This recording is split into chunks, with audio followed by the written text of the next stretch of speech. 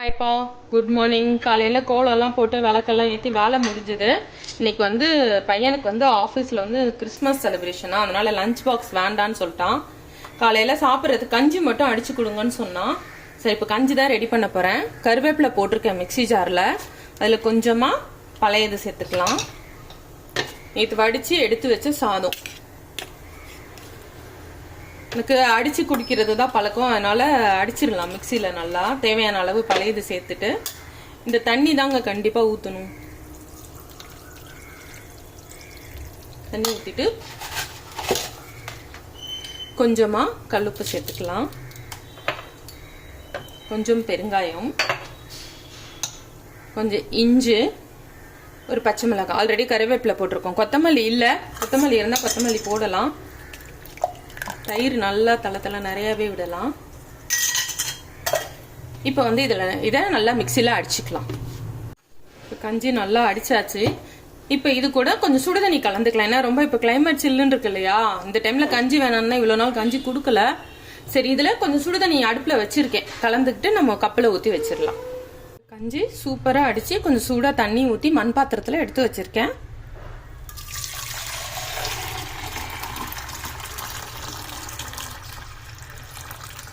அவ்வளோதாங்க. இன்னைக்கு காலையில் பையனுக்கான பிரேக்ஃபாஸ்ட் கஞ்சி தான், ரெகுலர் கஞ்சி.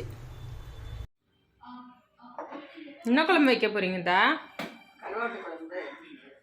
கருவாட்டு குழம்புக்கு சாப்பாடு இல்லாமல் கேழ்வரகு.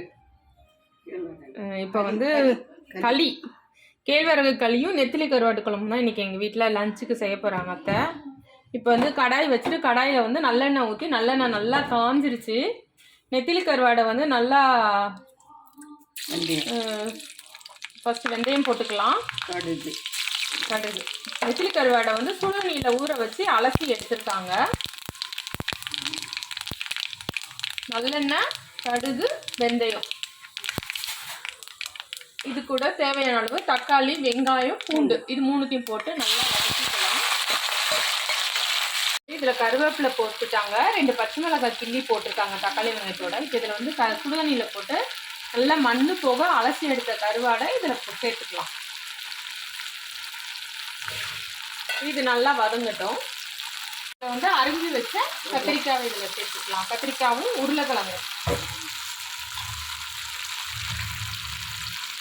முருங்கைக்காய் இருந்தால் முருங்கைக்காய் சேர்த்துக்கலாம், இல்லை அதனால கத்திரிக்காவும் உருளைக்கிழங்கும் போட்டாச்சு. பயிர் வேக வச்சு எடுத்து வச்சுருக்கோம். அப்புறம் பயிர் சேர்த்துக்கலாம். வெந்த பயிருன்றதுனால நம்ம வந்து இறக்கும் போது அதை சேர்த்துக்கலாம்.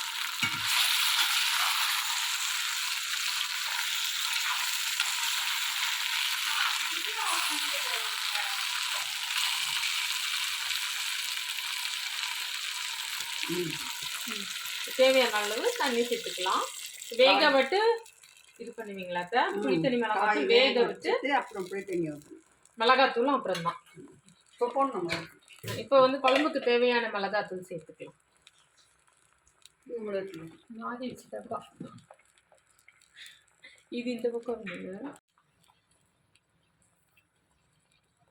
காரத்துக்கு தகுந்தபடி மிளகாத்தூள் சேர்த்துக்கலாம்.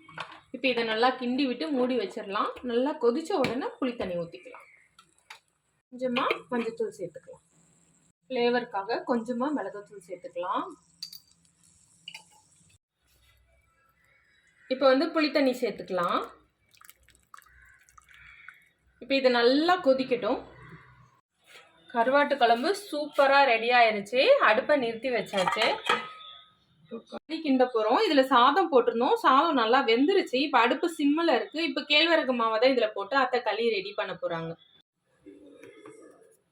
சாதம் நல்லா கொதிச்சிருச்சு. இந்த டைமில் நம்ம கேழ்வரகு மாவை சேர்த்து நல்லா கலந்து விடலாம்.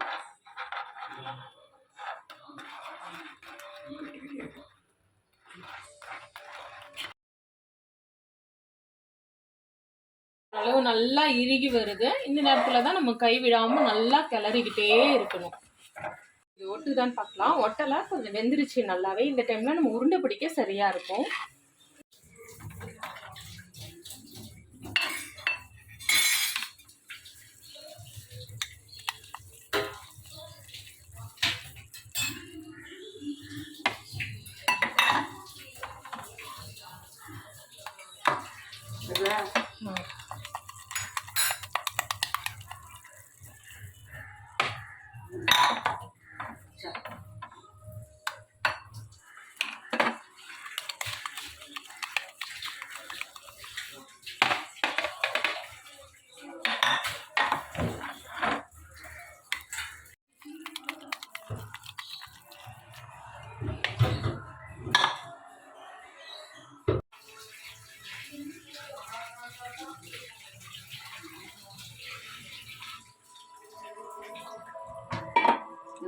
கரண்டி கொடுங்களேன்.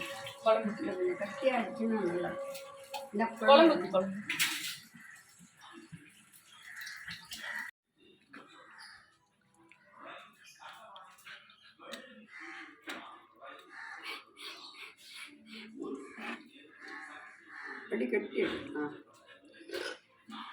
கருவாட்டு குழம்பு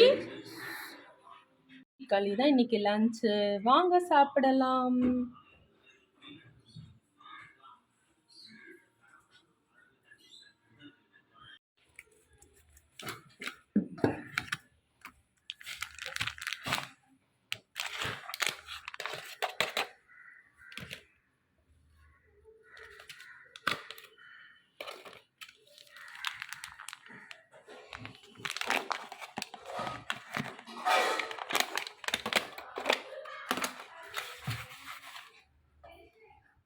எங்கள் வீட்டில் லஞ்சுக்கு கேழ்வரகு கூழ், களி, கேழ்வரகு களி.